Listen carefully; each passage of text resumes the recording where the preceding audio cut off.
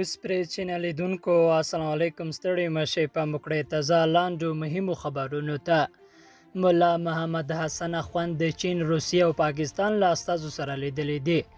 د اسلامي امارات سرپرست رئیس الوزرا مولا محمد حسن اخوند نن په ارګ کې د چین روسیه او پاکستان له استازو سره لیدلی دی په همدې اړه د خپرو شویو معلوماتو له مخې په دې لیدنه کې چې د کابینت ځینې غړو هم حضور درلود دواړو لوریو پر دوه اړخیزو اړیکو خبرې اترې کړې دي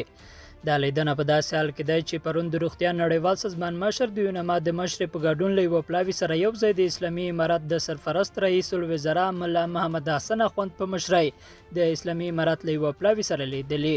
او پر ځینې مهمو موضوعاتو یې ورسره خبرې کړې دي بل لور ته قزاقستان وایي افغانستان ته زرګونه ټنه اوړه او غنم صادروو قزاقستان وایي روان کال به افغانستان ته لا ډېر غنم او اوړه صادر کړي د قزاقستان د کرنې وزیر یربل کرشکیف په تازه څرګندونو کې ویلي چې دوی سږکال د خپلو غلو 95 سلنه حاصلات راټول کړي دي د ده په وینا قزاقستان روان کال د غنمو 14 میلیونه ټنه حاصلات لرل چې د تیرو کلونو په پرتله ډېر ولی ښیي یربل زیاته کړې چې غنم د دوی تر داخلي اړتیا څو برابره لوړ دي نو له همدې امله په پلان کې لري چې میلیونونه ټنه غنم او اوړه په ایران او افغانستان کې خپلو دودیزو بازارونو ته صادر کړي د افغانستان کرنې وزارت له ترکیې استازو سره د اړخیزو مرستو غوښتنه کړې د افغانستان د کرنې اوبو لګونې او مالدارۍ وزارت له ترکیې غواړي چې له دغه هیواد سره هر اړخیزو مرستو ته دوام ورکړي د کرنې اوبو لګونې او مالدارۍ وزارت سرپرست مولوي عبدالرحمن نن سه شنبه د افغانستان لپاره د ترکیې واویا وداني شرکت مسؤل براکون انسال سره د کتنې پر مهال له نوموړي وغوښتل چې هیواد ته خپلې پروژې په ځانګړي ډول د کرنې په برخه کې عملي کړي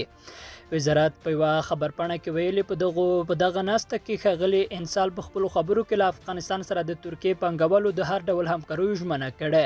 او ډاډ یې ورکړی چې هیواد به یې له افغانستان سره په بیلو بیلو برخو کې مرسته وکړي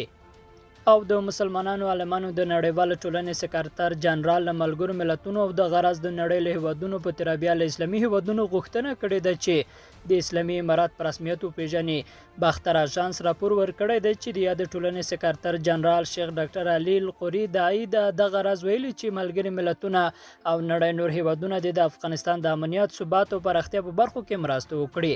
او دغه هیواد کنګل شوي مالي زیرمه دې ازاده کړي لیدونکو له غوږ نیونه مو مننه ښې چارې